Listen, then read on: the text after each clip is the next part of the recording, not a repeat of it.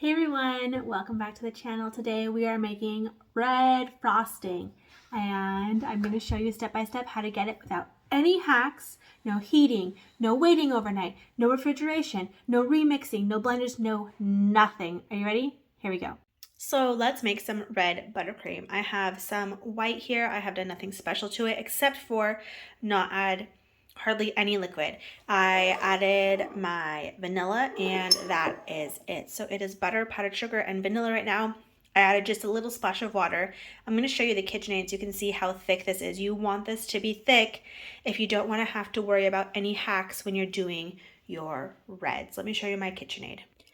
So as you can see, the buttercream is very thick. It's holding on. If you look at the edges, they're very rough and rigid, which again really shows how thick this is. It's not smooth yet. And you can see in there a little bit better.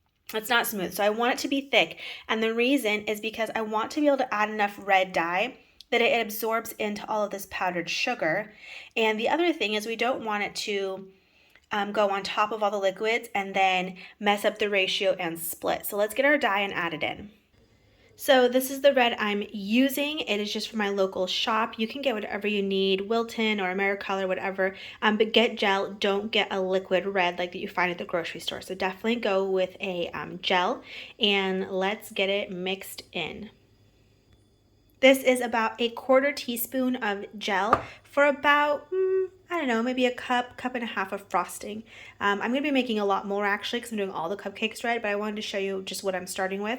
And I'm going to be doing all of it red, but just for demonstration, I want to show you where we are here. So I've got it all mixed in, and I'm going to, hopefully this helps a little, get some better lighting here. And I feel like maybe the intensity, it looks orange on the video, but it's actually red here. Now, this is not very deep. I need it to get a little bit darker. I need it to come off like a Spider-Man red. There we go. And like I said, it's a little lighter on camera than it is in real life. So there's two things I'm going to do. The first is I'm going to let it sit. It will deepen over time. I'm not going to do anything else. No hacks, no melting it, no putting it in a blender, nothing.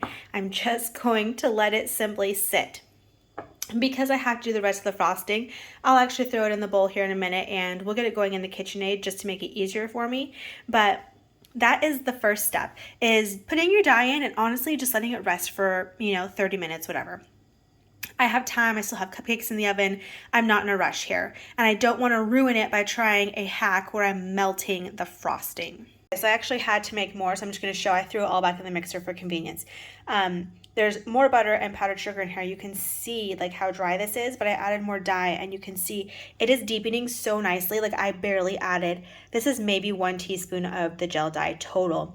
And we're looking at an entire pound of powdered sugar and half a pound of butter in here. So it is actually taking very nicely, and it is a little darker than what the camera shows. Again, I know it's hard with my lighting, but it is coming along quite nicely. Okay, so this is as intense as I'm gonna make it. I am not adding any more dye because guess what? It's going to deepen several shades. And I know the lighting is a little wonky. I wish I could get it better in here.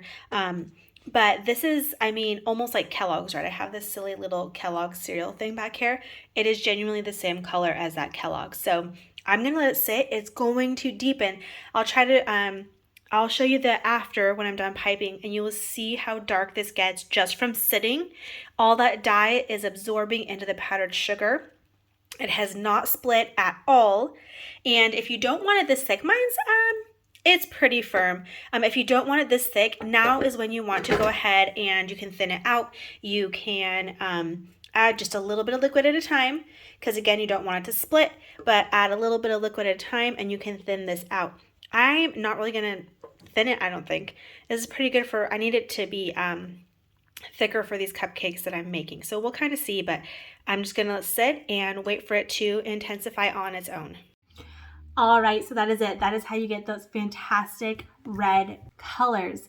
And remember, as it's exposed to air, it's going to continue to intensify. So if you're maybe a couple shades light, don't worry, okay? If after a little, maybe 20 minutes it hasn't deepened and it is exposed to air, do a little test run or something. And I can even show you my KitchenAid just from sitting overnight because I did all this yesterday. the red is so dark. It is so dark. Oh my goodness. And so, like, maybe I should have gone a little lighter. Anyway, if you have any questions about these deep, dark colors, comment below. I'm happy to answer them for you. And I will see you next time. Bye.